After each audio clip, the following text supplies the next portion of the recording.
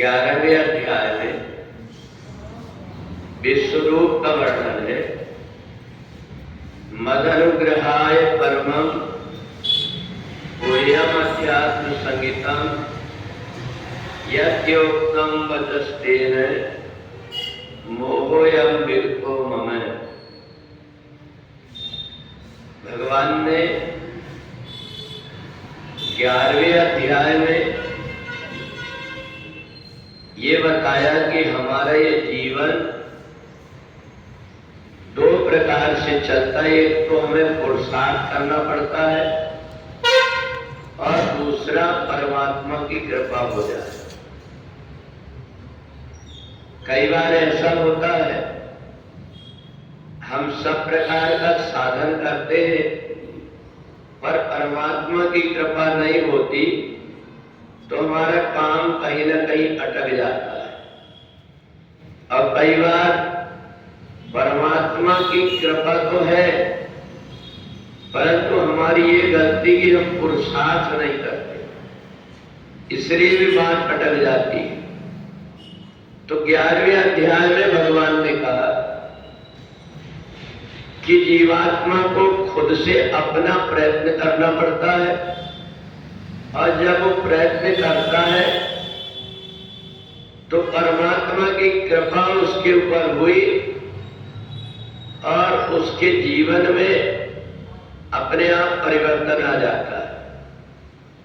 अब इसलिए एक चाक की गाड़ी नहीं चल पाती, हमें पुरुषार्थ करना पड़ता है जब परमात्मा की कृपा होती है।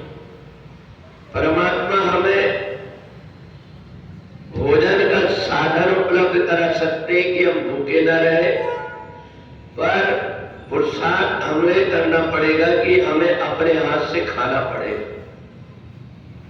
तो इसलिए कई बार व्यक्ति भाग्य के भरोसे बैठ जाता है कि जो मेरे भाग्य में होगा वो मिलेगा और वो पुरुषार्थ को कम कर देता है, तो भाग्य में जो मिलने वाला है वो भी व्यक्ति को मिल नहीं पाता।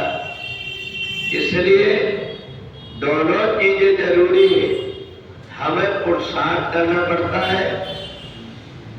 हमने पुरुषार्थ करके पेड़ लगाया, अब उसमें फल लगने का काम हमारा भाग्य करता है। पुरुषार्थ करना अपना काम है।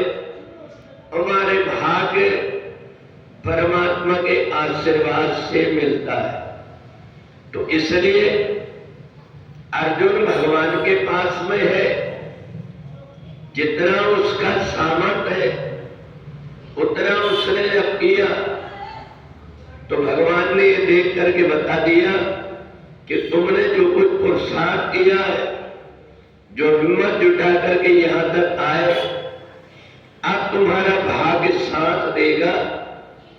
तुम्हें एक काम करना पड़ेगा कि तुमने पुरुषार्थ तो कर लिया पर अब तुम्हारा भाग्य साथ दे।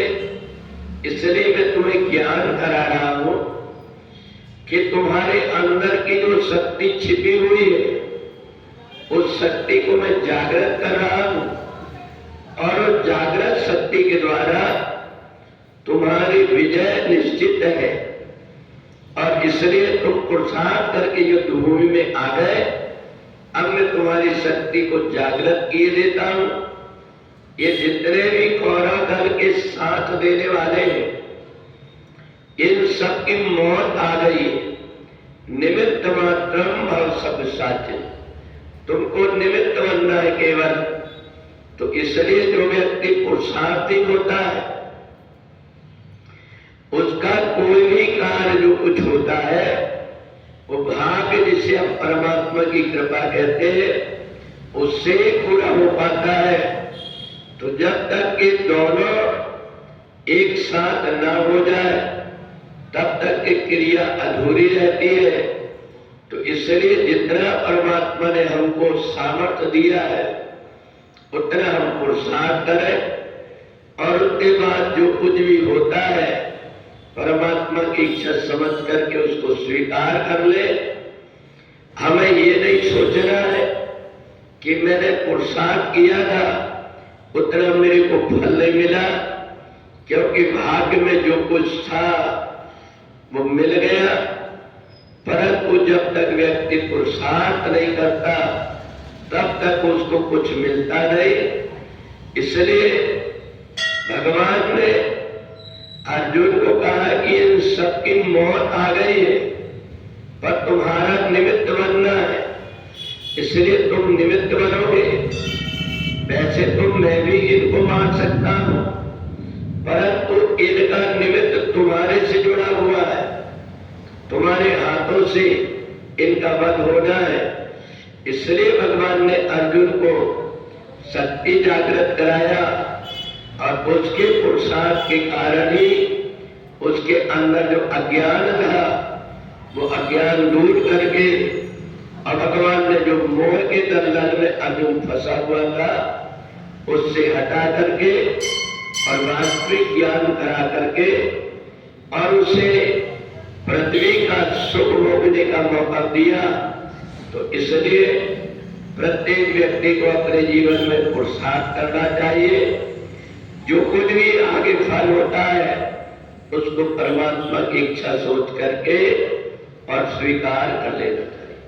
बोले वृंदावन।